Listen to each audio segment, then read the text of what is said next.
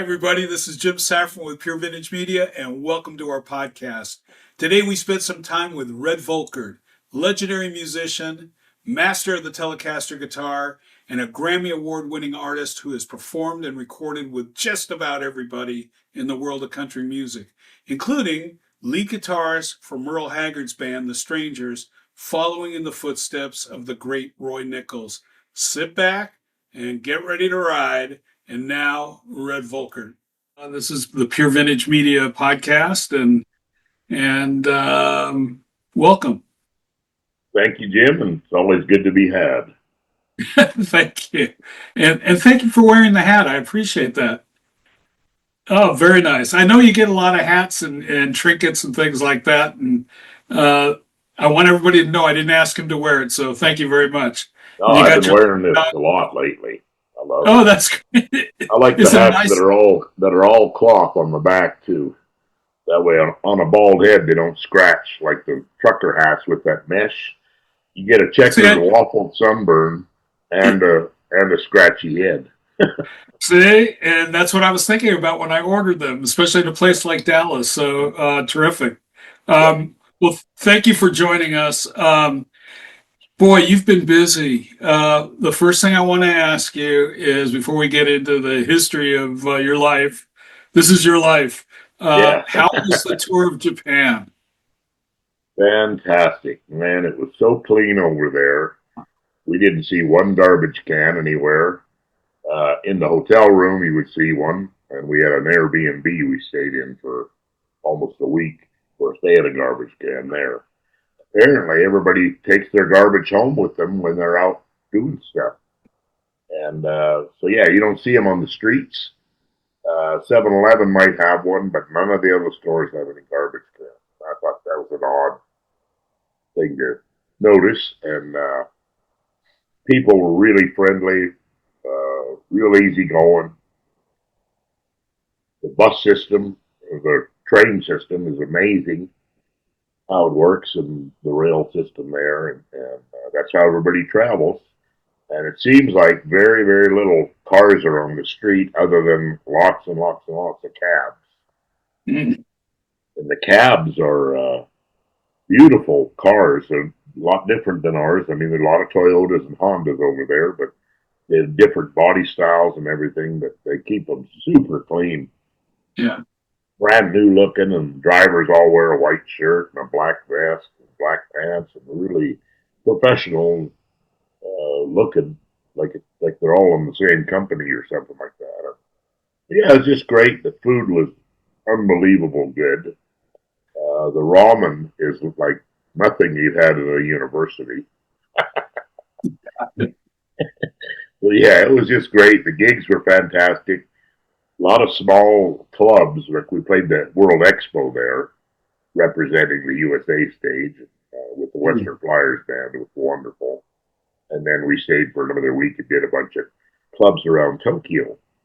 And the small clubs, they probably, I think, 80 to 120 people tops, these clubs that we played at. But packed them out, of course, which was relatively easy to do at that point.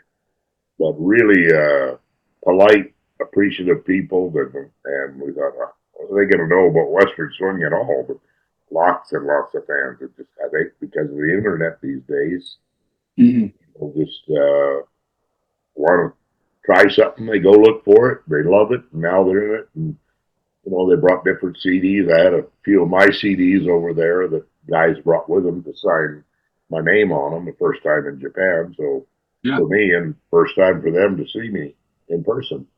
And the band had a brand new CD to sell as well. So we got rid of all of those, and it was awesome. Everything about it was great. Really hot, though. It's still summer over there. It's close to 100 degrees and probably 95% humidity, sort of like Austin. So did you, you probably didn't have much time off, but did you have an opportunity to see the famed vintage guitar shops there? Did have a day to do that, and I posted a bunch of pictures of them on my Facebook and Instagram as well. But what I did notice was mainly it was acoustic stuff. lots and Interesting. lots and lots of old Martins and old Gibsons, and some Epiphones and stuff like that. But I didn't see one Telecaster, a vintage one. Tons and Interesting. tons and tons of new stuff, but I didn't see one vintage Telecaster. I saw two Strats, a 55 and a 56. I saw one 56 gold top, three 335, 62, and 264s. And I want to say that's it. Not one Fender bass old one over there for And sale. probably a ton of Yamahas, right? Well, yeah, I guess they sell a lot of their own, but I mean, there was all kinds of, like going into a Guitar Center, a bunch of those stores that had everything but brand new, all the reissue stuff you can dream of. They had every bit of that. But it's, Wonderful. being a vintage nut myself, I'm just looking for old stuff specifically, and it's pretty hard to find, electric wise, that's for sure. But That's very interesting. a lot of wonderful acoustics. Did you take anything home with you? No, because I think they bought that stuff over here and then add a third to the price. Right. So, yeah, for us Yeah. here, I don't think it's that great of a deal. But over there, they already paid the shipping. Right. It's like inflated prices, like it is in Australia, maybe. Yeah, same Tough, deal. tough to get guitars moved over there. Yeah. Who got you interested, by the way? I was reading where Don Kelly actually was it Don Kelly that actually got you interested in going to pawn shops and Oh looking no, for? I've been doing that since I was a teenager. At Okay. least till I got my license, and then really got into it. Yeah. And my dad was a pawn shopper, so I Really? was into that right off the bat. He was always looking for different stuff, tools and pool cues and all kind of stuff. So I Now, got did he into it play? that way. Did he play guitar? He took up the guitar when he was 30, and then by the time he was 35, he was playing in Vancouver, British Columbia, Wow. Canada. He was playing some club gigs and stuff and doing that, and just thought, I like it. I love music, and Yeah. I think I'll try it. So he did, and he played for probably 10 years and then hung it up. So I tried it. I liked it. It was all right. Outstanding. Wow. Yeah, he's the guy that got us into music. He sat my brother and I down, and my brother's a year older. He said, I think you guys should play music. It's a wonderful thing, and it's a great time eater and off of the streets and that kind of Yeah. thing. Keep you out of So, trouble. yeah, Yeah. so that's how we got into it. My brother took the guitar first, and then, about 8 months later, he gave that up and said, I want to do drums. So, being the second kid, I got the guitar. I said, hey, it's your turn. So I just took the guitar, and unwillingly at first, but I did it, and the hook went in. That's not a bad hand-me-down. It's usually clothing, but to get a Oh, I guitar, got I got all that too, broken bikes and everything. But that's it's how you great. learn to fix stuff too. That's right. That's right. So you played. I know you've told me before. You played at honky tonks all over Canada, Alberta, um, and we've talked about the Thirsty Beaver here and why that kind of resonates with you as a club to play when you are in Charlotte. And Yeah, by the way, for those that are local, tell them I'm so excited about this. You're coming here in October, correct? I think it's November for me. Oh, is it? I thought it was October.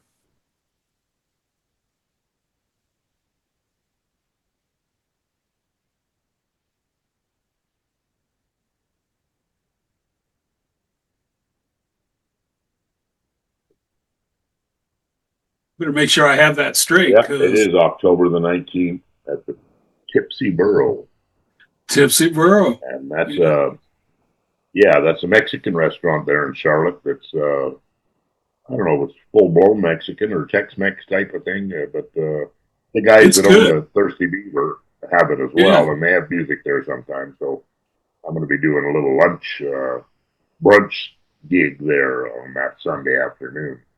So Wonderful. yeah, We'll be there. I've taped Mary Fagan there, yeah. and I've taped Jason and the Scorchers Oh of all. wow, Yeah.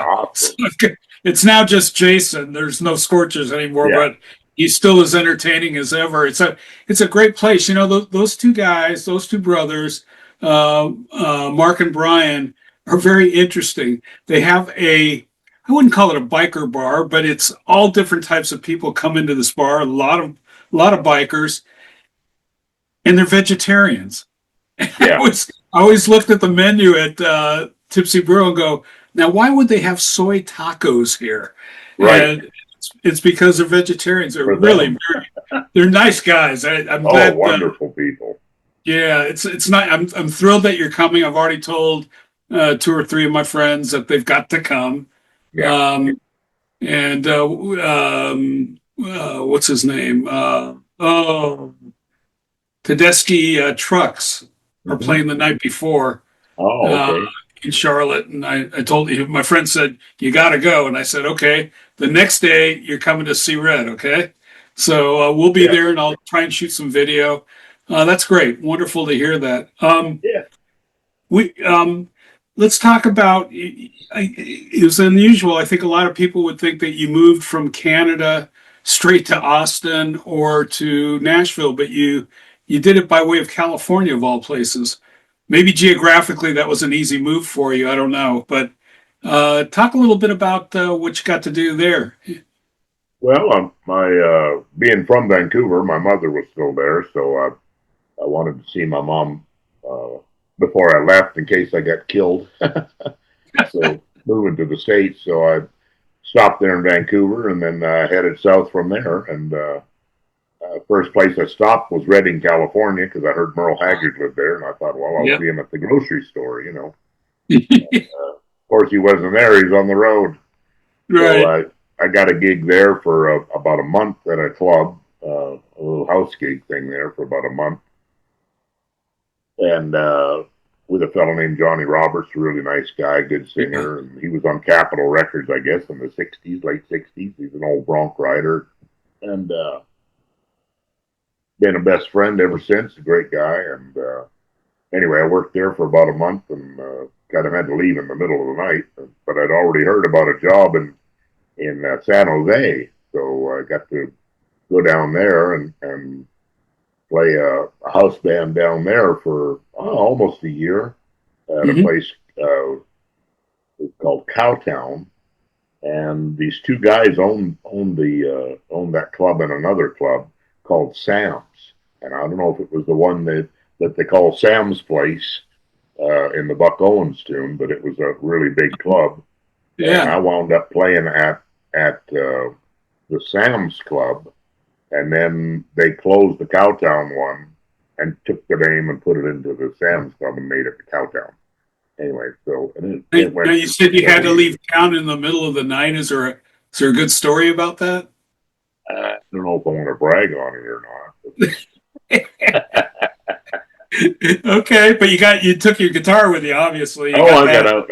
I got out in time and everything. Yeah, and so So yeah, and I went to San Jose, and after that, I moved to LA, and I was there almost 4 years, playing 6, 7 nights a week, and I learned a lot down there, and yeah, saw some of the interesting. best players in the world, and boy, it Yeah. was just a treat. And I just wanted to go to the States to see guys play that I'd heard of and had on the back of my records would say this guy played on these records, and I tried to steal the licks and things off of there. And I thought, well, I'm going to go on a little mission run and see how close my playing is to what those guys are doing if I see them live.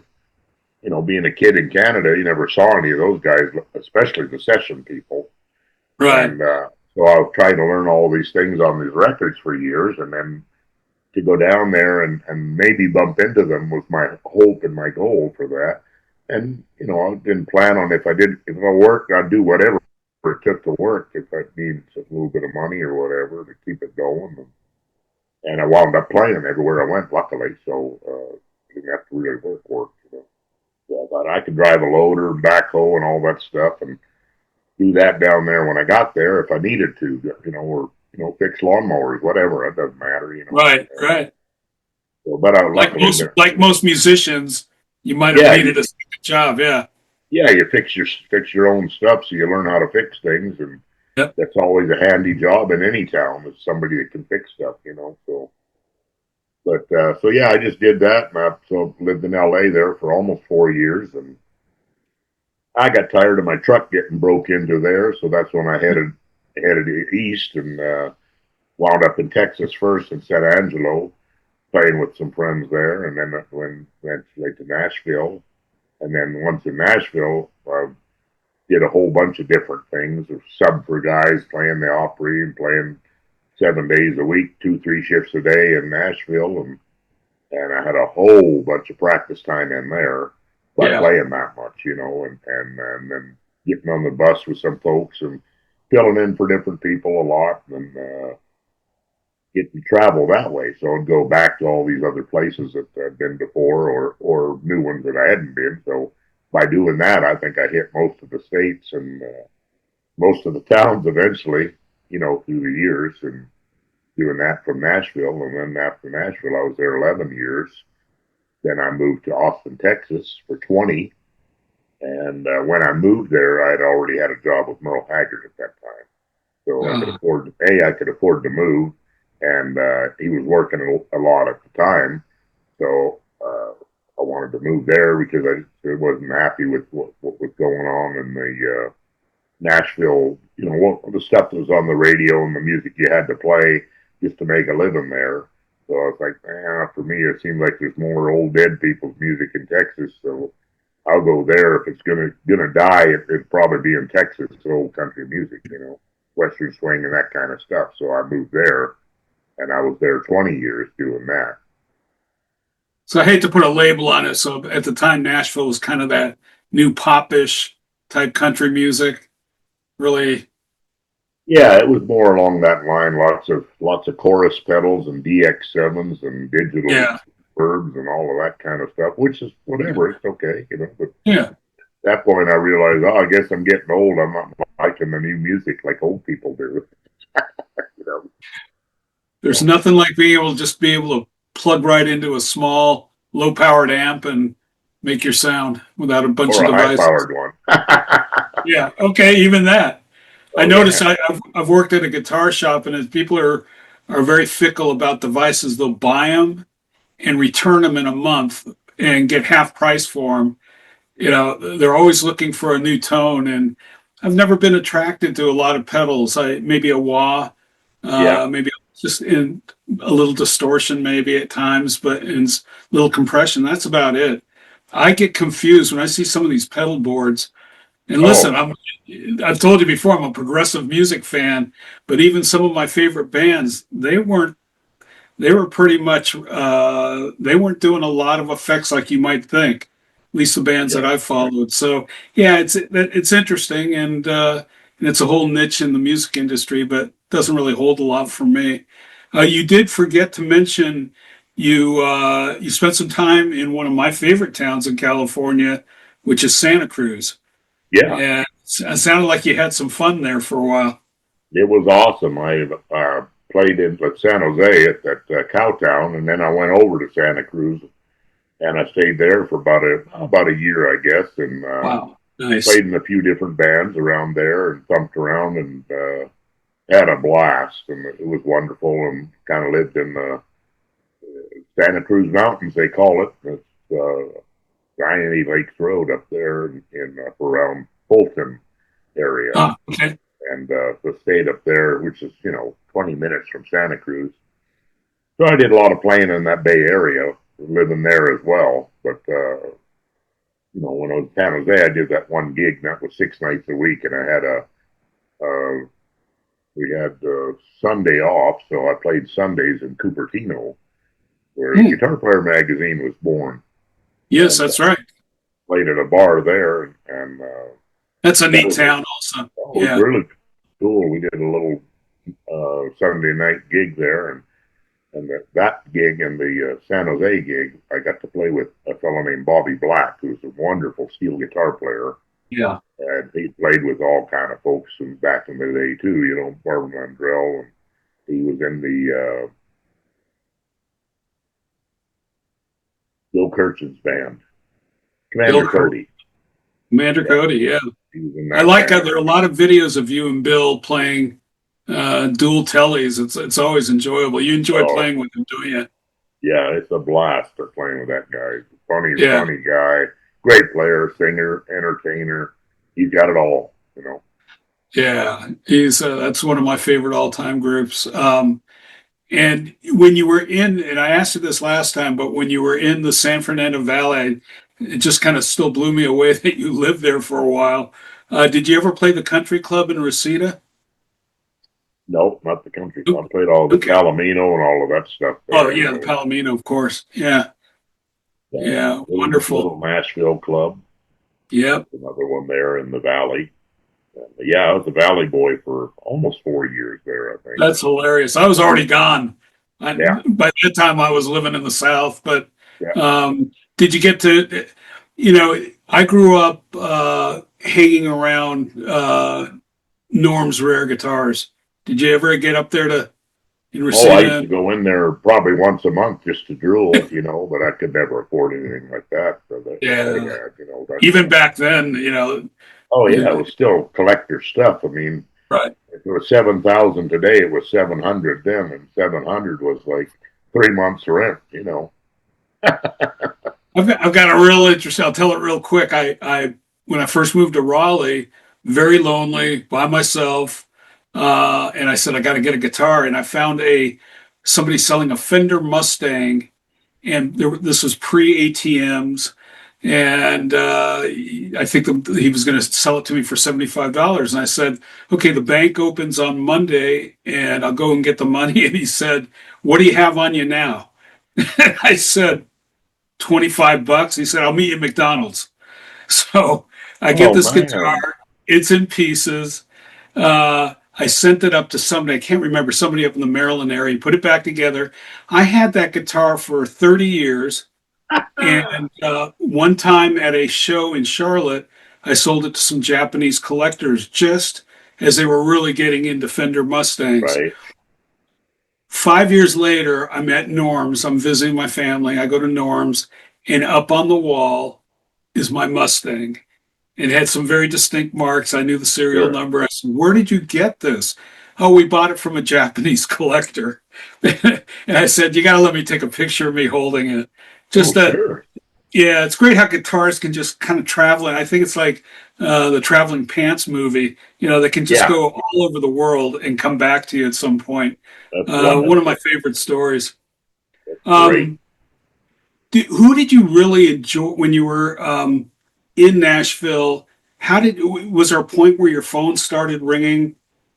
I guess I don't know if they had mobile phones I guess they had mobile phones.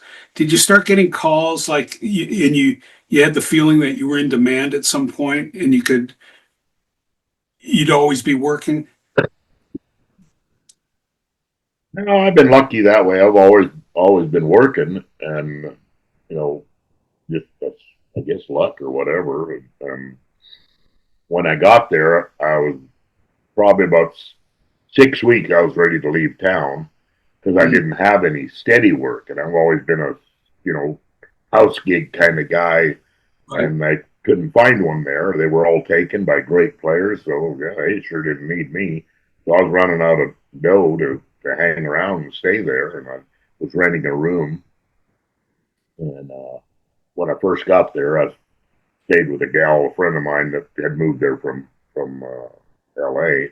So I stayed on her floor for probably about a month. And then I thought, well, I better get a place, get out of here. I'll probably get on her nerves. So I got me rented a room, and I did that, and I ended up staying there for about a year. But man, I just couldn't find any gigs. Just a couple little fill-in things on the weekend, but you'd have to drive to Arkansas to go play and come back on Sunday or Monday and that kind of thing. So I got enough, just barely enough to keep it going, and you know that kind of thing. I wasn't working and saving anything at all. So, and then Don Kelly's gig came open for me at the Stagecoach Lounge, it was called, on Murfreesboro Road, and so I'd been already been going there every Monday night. They had a jam session. You could sign up on a big notepad and get up and do two songs, kind of thing. So I'd been doing that since I got there. So I had 6 weeks of that, 6 Mondays. So they knew who I was and everything. And then the job came open, and he said, "Hey, you fill in." Sure, gladly. So I started and did a couple of days, and he had a couple other guys. I think he was just trying guys at the time. I don't know, but and after about a week or so, I guess he said, "Hey, you want this job?" Hell yeah, I'll take it. So that once that started, Anna was in, and he was kind of one of those great ramrod kind of guys that everybody in town that had anything going, at least club wise, and working the scene kind of thing, they all knew him, so they all came through there at some point, and you know, hang out with him, and he'd played with him and had history with all these people. So I got to meet the cream of the crop, so to speak, in the year and a half that I was there. So that helped get me into a bit of demo work and teaching lessons, and met a bunch of guys. So that I started fixing their stuff and broke guitars and rewiring. Hey, I want to put a Strat pickup in the middle of my telly. Can you route that and put that in? And I wired up and wire up pedal boards for guys, and it's just that kind of anything I could do to make a little extra cash on the side. I would do as well. So I was playing and fixing, and a couple of sessions here and there, and some of those were some of the worst shit I ever done. But that time it was. Well, yeah, they're just cheesy guys that were producing stuff, and Yeah. they paid $5 a song to play on something. So Yeah. it's like, okay, well, if I play acoustic rhythm and electric lead, and then play bass, that's $30 a song now. So okay, how many can you throw at me? And I could do 10 songs in an afternoon till the night, until it was gig time. I'd do that, starting at 10 or 11 in the morning, and it's usually about a song an hour when you're doing that level of stuff.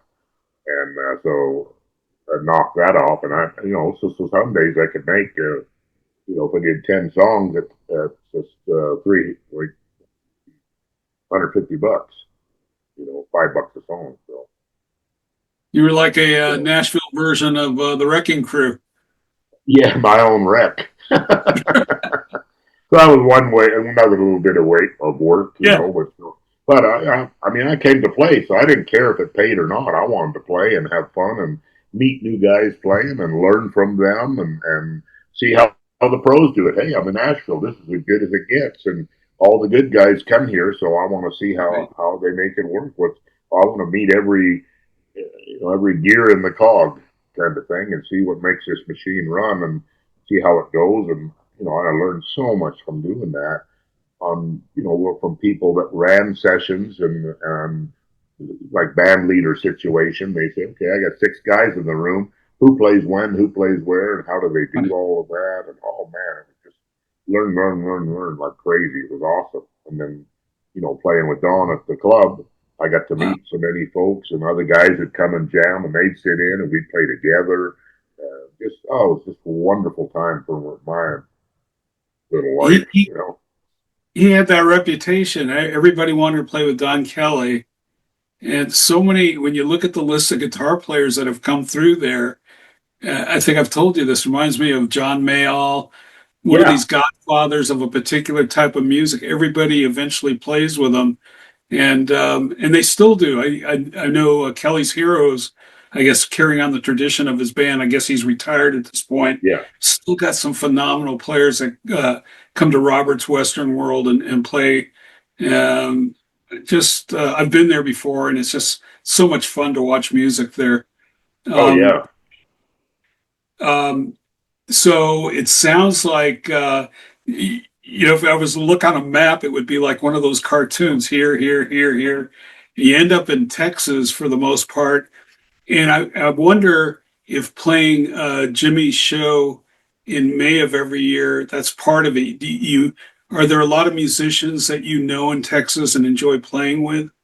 I've seen you with a bunch over the years. Oh yeah, everywhere. I mean, everywhere I go, it's music. So how bad could it be? You know? Yes. There's something Yeah. So, about, I tell people, there's something about the Texas music scene. It's hard for me to put my finger on it, but there's a lot of mentoring. It seems like everybody's ego is left at the door. Doesn't matter how big you are, everybody plays together, and it's got that combo feel to it, like an ensemble. Um, and it's always an interesting match. You got, Jimmy does his guitar, what Army. is it called? Guitar Army, I guess, on Saturday night. But you Yeah. never know. You'll have a headliner. You never know who's going to be backing him on a particular day there. Right. And I've stopped going personally to a lot of guitar shows because I feel like Antique Roadshow. These guys just drag their gear around. Friday night is when all the good stuff gets sold and priced up for Saturday and Sunday. And they have little parties and stuff, maybe a jam session. But there's something about having entertainment, nonstop entertainment on three or four stages while all these great guitars are being sold in the hall. It's an event I never want to miss. I always put it on the calendar, and I've convinced my partner. I said I got to do this show. Sure. It's tough work, but I got to go. Yeah, it's worth doing. And like you say, the music that's there, a lot of shows don't have three stages with a bunch of the world's best on it. He knows everybody, so he swings a deal with them and gets them out there. So the people, the level of music people that Oh are playing there are just like, what? You know? yeah, they're not. I'm not sure they make a ton of money. I have no idea. I have no insight into Yeah, that, I don't know. but they're there to have fun, and it goes on after you go down to the bar at the hotel by Market Hall, and everybody's down in the lounge and they're all chatting and having a great time. Yeah, and It's you see something four not to. famous guys sitting together and they're all jawing about stuff, and it's like, wow, how cool is that? I just want to go touch It's them. I've been able to. I've been very fortunate. I don't know what got me started doing it, but shooting video. And there's nothing better than coming back and getting to do the post production and then kind of Oh, reviewing what you shot. And yeah. I put up one of yours this week, Oh, playing with Dale Clark, who I never knew until I met him at the show. And by the way, makes fabulous guitars, Glendale guitars. and Um, parts. and parts, yeah, just and he can rip. The end of the song, you just looked at the camera and you went, "Wow!" Uh, Yeah, he's and a I jazzer boy. He can play, and he can chicken pick too. But he doesn't want to do that anymore. He's just gotten so learning and learning and learning kind of guy that he's really gotten into the bebop style of yeah, playing. yeah, and he's good. He's really Oh, good. Uh, fantastic! and two of my other favorites, John Carroll and Mike Tuck. I met them at the show watching Masters of the Telecasters one year, and God, they are just not underrated, just unknown. John Carroll plays these small clubs and just a fabulous player. And Mike is, I think he's got a second job. I don't know if he does this full time right now, but I don't so know. tasteful and we talked previously about knowing how to read the room and knowing your place in an ensemble like that, not turn it up too loud, not be Right. too ego driven. And I saw one show, I guess a couple of years ago, where one of the younger players, as talented as he was, just had it turned up a little too loud, kind of stepping on everybody else. And I know you well enough now, I could say that I watched you and it was like, oh God, this is because other times you're playing with Greg Koch and you're just cracking up the entire time because he knows how to read the room. But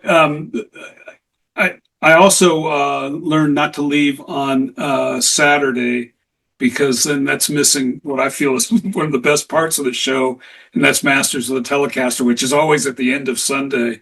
So I've Right. learned to make my reservations to include Sunday as well. You are planning on going this year, correct? Or in 26? Oh yeah. Yeah, Yeah. As far okay. as I That's know, great. unless they get struck by something. And if anybody doesn't know this already, besides being a fabulous player, you're also a guitar nerd.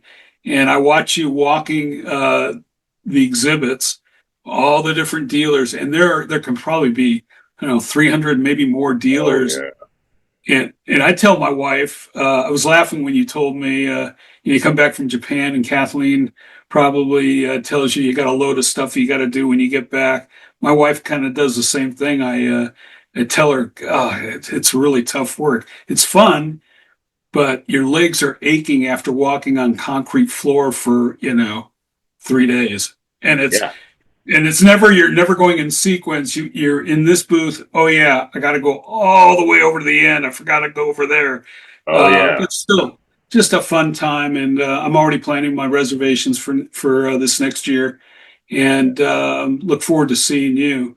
yeah. Um, you got a massive collection right now, don't you? Well, maybe compared to some people, not. Well, for I not got being, some stuff. yeah, but you're mostly a buy and hold guy, right? You don't really sell a lot. Well, I always have been, Yeah, and when I left Texas, I sold about 22 pieces of real good stuff, and that way I could have some cash and some money to move around and do stuff with and that. So yeah, I cut way down on a bunch of the real good stuff, and then so now I'm trying to slowly build it back up a little bit. Not as heavy as I had before, but still pretty good. They're good enough for me. yeah. And So at my age, I've owned most of the good stuff already that has come along over the years, one or another, and I've traded them because I couldn't afford to get another one. I'd trade two of these for one of those, and right, just because I hadn't had one and I always dreamed of it. So I've done all of that in the last 20 years or 30 years, where I've got at least owned it, for a year or two, and played it and enjoyed it, and then moved it on. Like I say, I couldn't afford to keep them all. right. So wheel and deal and end up with some other cool stuff that I hadn't had before and always wanted. And so now I'm kind of over all of that part of it. So I've got my prized little guys that I really like and keep and that. And I'm not necessarily looking for anything. Now it's more of I forgot about those guitars. Those are great. And but I don't know. Kind of get to that. More of that happens now Right. than before. Is I got to have everything, try and Yeah. get it all, and boy, I want one of those too, and I want one of those like a little kid at Christmas. Do those come to you by way of big dealers? Do you stumble across them on Craigslist? I mean, Years ago, I used to find them in music stores and pawn yeah, shops, but up until the internet, and I think that kind of stunk it up for tripping yeah, over some good deals. Because everybody's got a piece of junk now, and they look up online what the hot rod version of it is that came from the factory, and go, oh, I've got yeah, a one pickup something, and they look up the price of the two pickup fancy model that the guy on Guitar Player is playing this month, and they say, oh, now that guitar is worth that money, so they want four times as much as their right. beater is worth, and it's just, and you can't even deal. If you got a deal in the pawn shop, they want something. They want $4,000 for $1,000 guitar. So even if you talk them down to two, you're still not coming out on. No, I've started, it doesn't work much anymore because it's really gotten, everybody knows about Reverb, which is not All my that. favorite place to, put it right out there. But I But if you used to got to have buy, something, right. But I used to buy all over the world, actually, Craigslist. I've got a story I'll tell you sometime, not enough time here, of buying a Zematis from a Craigslist ad in London, which wow. was really a wild story. But I used to use the same line and it would work. Somebody would have it overpriced. I'd say, "Man, that's a beautiful guitar." First off, it's rare for them to take your call if you're not local because they Yeah. immediately think it's a scam. If you can get past that, I would always say the same thing. Great guitar, and listen, I'm a dealer, and I think you've got it priced perfectly for retail, but there's no meat left on the bone for me. That was always my line. Right.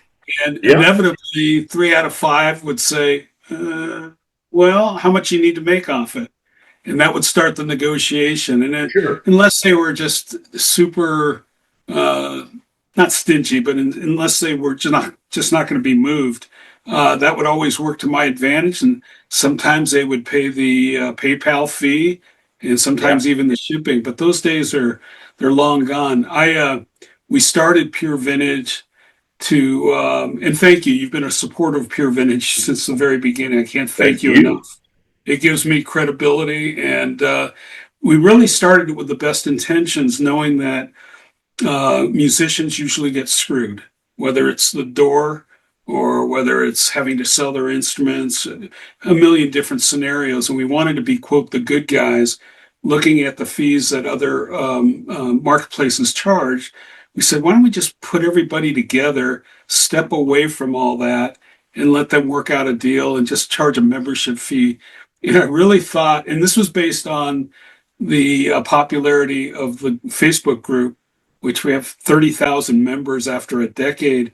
I really Yeah, thought a lot of them would just march with me to this, porting this to a real website. And guess what? Didn't yeah. quite happen. And it hasn't happened. And that's just the power of total free, whether the marketplace in Facebook is rife with fraud and dishonest Oh, people, yeah, people still want it free. And I actually got criticism that I was charging a membership fee from by some people. I said, it's like a church. Some way you got to keep the lights on. You can't do yeah. everything absolutely free. But thank you again. You've been and you've introduced me to a lot of people, including Jimmy, who I had known of. But to get all of a sudden get a an email from him joining the site, I said, "How did this happen?" And I traced it back to you. So thank you very much for doing that. Sure. Forever indebted in that. Did you happen to bring any of your guitars today to show off? Are they handy? Yeah, You yeah. look like you're in your workroom there. Well, part of it. And by the way, do you have to do some farming today? You get a little chicken wire job coming up after we're Say done. for those of you that don't know, Red has settled a number of years ago, I guess around the pandemic, to a beautiful 25-acre working farm. Now we're not talking about a farm that you go to on the weekends and move a couple bales of hay. This is a real farm, and you and Kathleen just love working it. And I think you told me that she's such a kind heart. Any animal that she sees suffering, she's got to pick up, and you guys end up adopting, which is very cool. But it's a real farm, and the story you told me, we were going to try and do this last week, and you said, "Can we move it an hour later? Because I've got somebody looking at my tractor, and I need that fixed before we do the interview." And I just thought, man, this guy is so real. You got a reputation of being the nicest guy out there, but which I'll attest to. But the fact that you're a working man, you didn't forget your roots, and I love that about you. I really do. All right, I'll shut up. Show me what you got there. You look like you got some great stuff. This old dog here is well, you can see the lighting in there, but Yeah. oh, I call it Old Rusty. It's a 53 and all stock except refret a couple of times. It's just an Maintenance. awesome guitar. Everything about it is just great. Yeah. It's one of those lucky ones, and I've been speaking of lucky bastard. I'm one of those guys. In my life, I've owned 653 Telecasters. Wow. I don't know why. I've always stumbled on the 53s. My first one, I was probably 18 years old when I found it up in Wow. Canada. And, of course, I had to sell them different times in my life and, needed money and sold them. And the last one, one in the middle, I guess, I had to end up having to sell, and I called it a divorce caster. So that was one of the things where I needed the loot to get out of a hot spot. I had to sell it, but and they're all great guitars. They're all wonderful, and they all, I guess kind of like kids. I guess each one's got their There are things about them that you love and things you hate about them, that kind of thing. Right. And this one is, to me, is the best one that I've had, in that the neck shape is more of what I like than anyone else might like, and just overall, it's lightweight, got a nice, for a 53, it's got a really nice big neck, super lightweight, and all of them, the pickups were, unreal sounding to me. And it's just been a really good guitar. And not to just brag on 53, but any 50s, doesn't Sure. mean they're all made on a Wednesday either. I mean, it's Right. even a Friday guitar. They hurry to get out of the door, and ended up like that. And So Leo just grabbed stuff he could, but at the time, they weren't chopping down trees like they are now that aren't given it the opportunity to really mature. You can see it even in building materials. You look at two by fours from the 50s, and then you look at two by fours in, 2020, and the oh grain my, is completely different. It's and I this is an assumption I've always made, and I guess people know this. The lightest guitars end up being the most resonant, especially solid body. If you can hear acoustically without plugging in the tone and feel it vibrating from the tip of the headstock to the yeah, butt of the guitar, that's a good guitar. yeah, yeah. The wood is so different too. I think, like you say, you look at the end grain on a 2x4, or the size of it. The 2x4 used to be 2x4, Right, but now right, it's right. now it's an inch and three quarters by what, three and three quarters. That kind of thing. It's not even a two by Uh, four really, but they no, sell them as that. But the grain, you see on the end grain, they'll have the curls or the part of the circle of the tree. But on the 50s ones, they're like really clamped together, and you see yeah. like 30 lines in there. A new one, you'll see maybe 15 lines or 16, 17 lines in it. And, that just shows you that it was grown really fast with a lot of water. And Right. not that that makes it that big of a difference. Some guys go, it's nothing. No, that's not true, blah, blah. But, you know, your I mileage don't may know. vary. I've heard both sides of that argument, and obviously with acoustic guitars, it makes a real difference, especially the top. But I'm sorry, I've played old 50s tellies, and Yeah. I've played the modern ones, and I'm sorry, even the custom shop stuff, there's nothing like the old ones. And Yeah. it's amazing that he didn't set out to do that. It's just No, the no, no. materials he had to work with at the time. Um, what else you got there? Because then I want to Well, ask you about some modern builders that you like. this is my first one that I got. Wow. I got this guitar, I think I was 12 or 13 years old. And it's a 58 Esquire. See there. Love Esquires. And the big Now, old cigarette burn.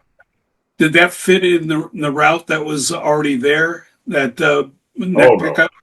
You had No, to. I was a 14-year-old genius at that point with a hammer and a screwdriver.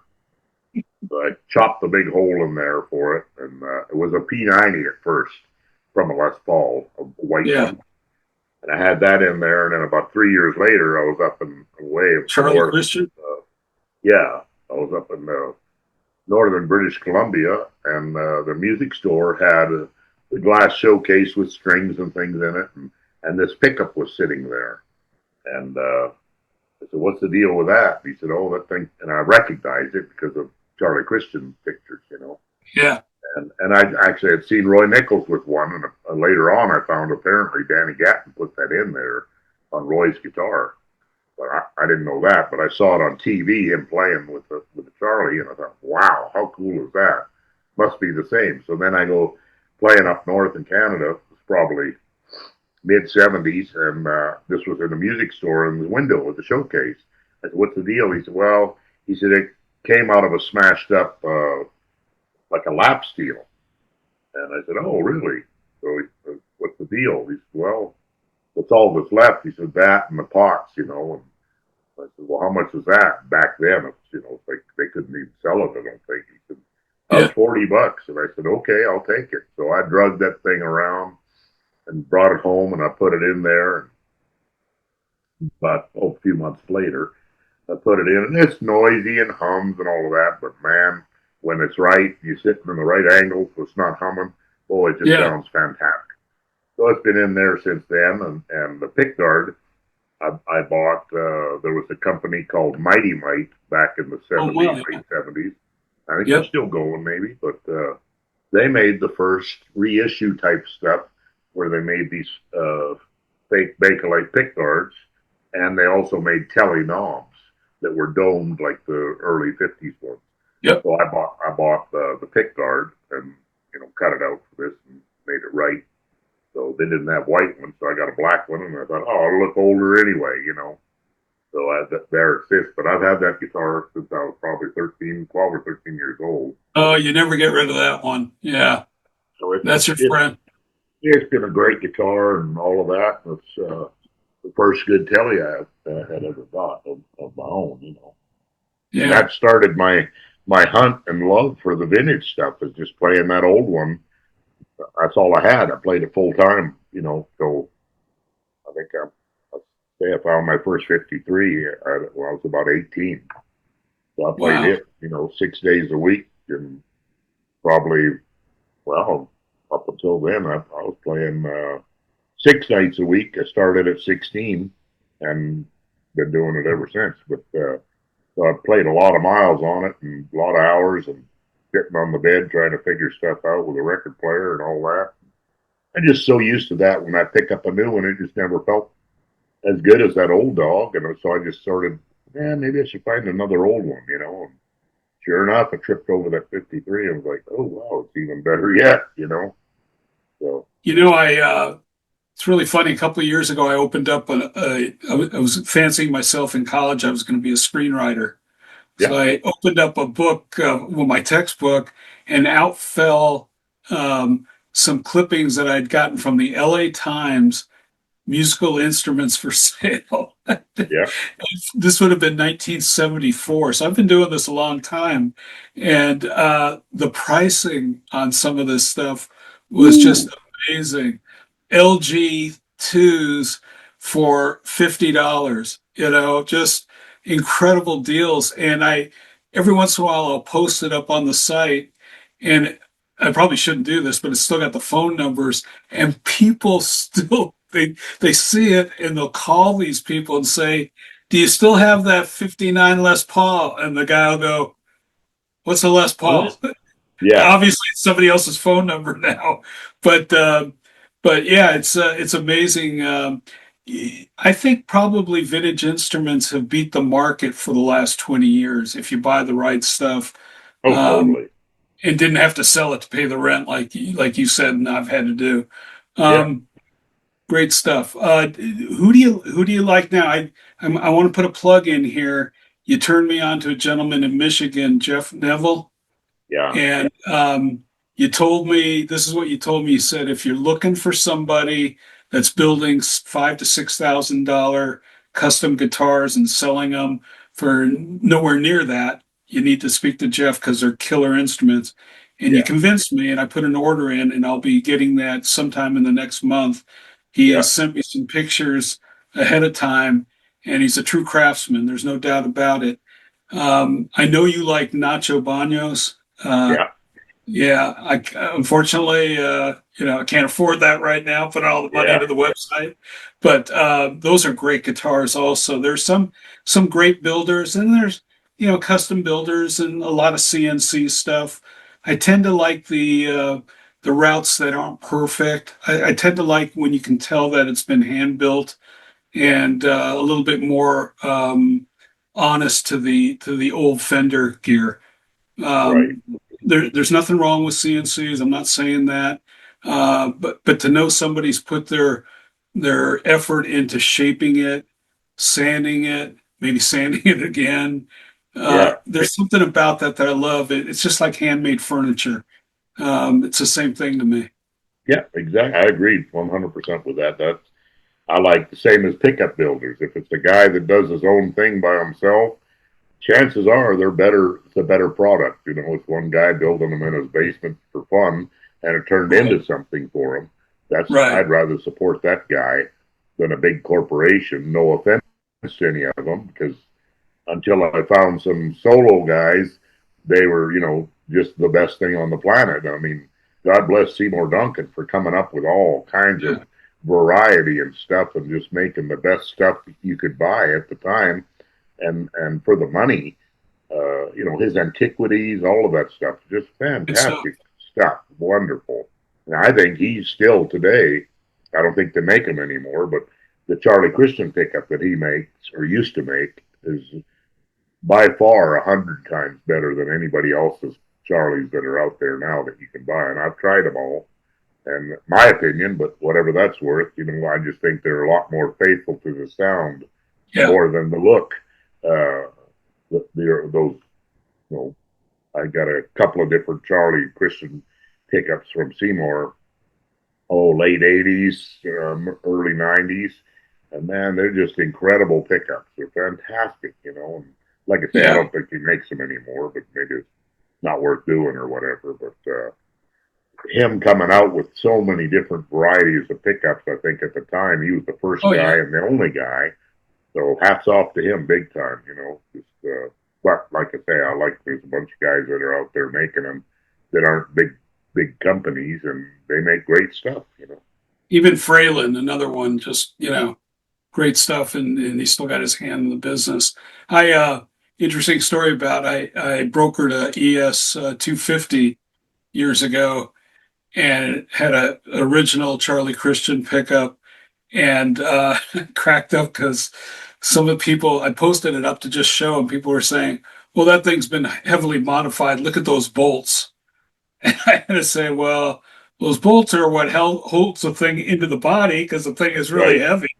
But, Yeah. everybody's an expert on Facebook. So, What do they um, say? If you know, you know. yeah, right. And I don't listen. I profess that I don't know a whole lot. I'm always learning it, but I do know who to turn to when there's something I don't know, Yeah. and they usually give me good sage advice, and Yeah. rather than trying to figure it out on the internet. Yeah. Um, okay, you're coming to Charlotte. Do you have any other big tours planned? And is it when you go out of town? Is it always with the Western Flyers, or do you do your own thing? And No, I know I'm. you got a couple of workshops coming up, right? Yeah, I did one this last Sunday in Winston Salem. Was a good one down there for the B string No. music. The music store Oh, there. I would have come to that. I'm sorry. That's close by for me. And I got one next week in Las Vegas, doing a thing there with a fellow named Jake Shepard. He's got a band, and we the honky Okay. tonk Tuesday. So we're going to do a Yeah. clinic before that, and then play the gig Nice. that night. And then I would say the 29th of September, I'm up in Big Indian, New York, for the Masters of the Telecaster That's a good guitar one. camp, and it's just loaded with guys.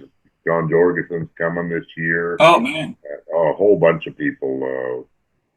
Guthrie Trapp's playing, teaching, and everybody that's teaching is going to be playing as well. And a whole bunch of Greg Koch is coming up there. Uh, Jim Weeder from the band, and Wow. oh yeah, just a pile of good players and stuff up Yeah. there. Every style, but they're all Telecaster nuts, so it's called Right. Telecaster Camp.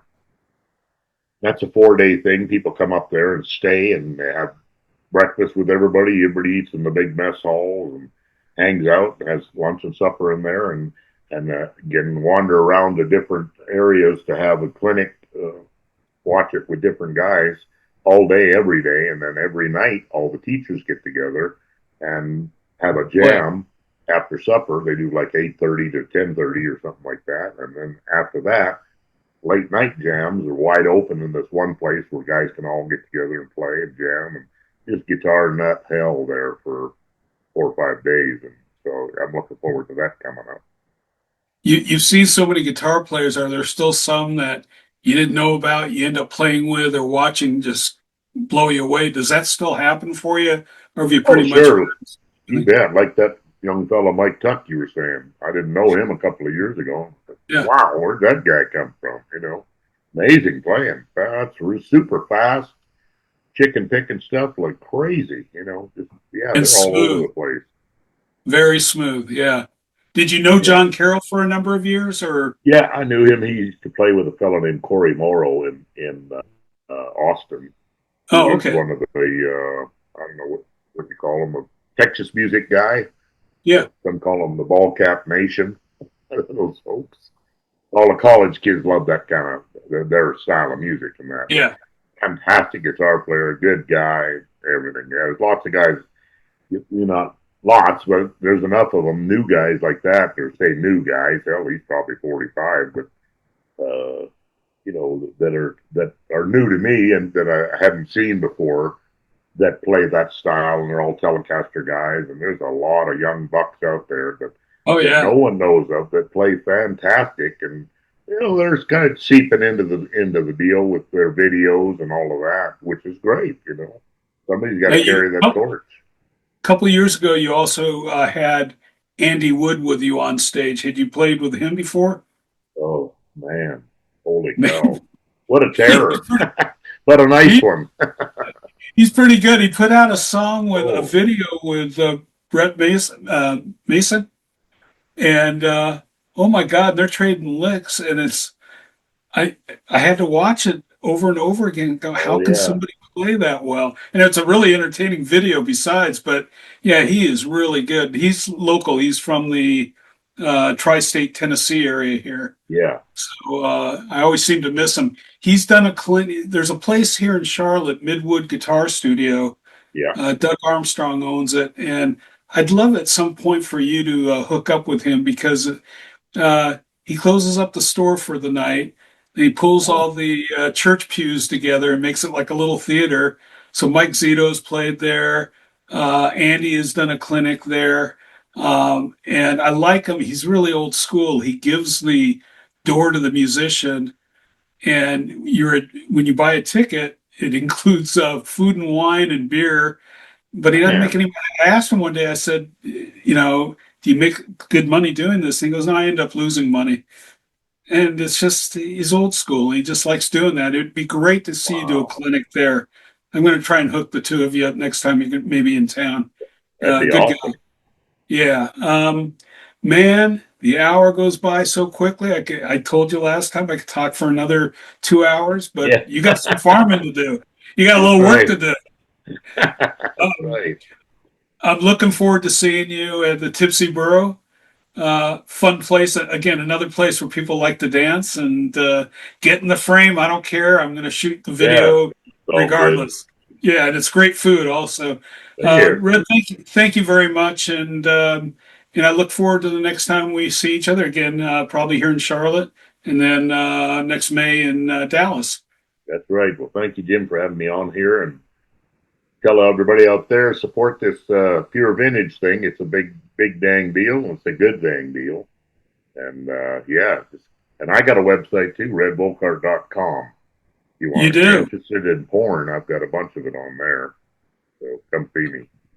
Thank you very much, and we'll put that link up when we do the post production. I'm going to post again and I'll leave you with this: some of my favorite pictures, and one of my favorites, and I know how much you love playing with them. It's that picture of you and Merle holding your tiny little dogs in your Yeah. big bodies, and I'm sure that's a favorite of yours also. It's Oh really, yeah. you can just tell animal people, dog people, and it's a fabulous picture. So. I look forward to the next time we have an opportunity to talk, Red. Thank you so much.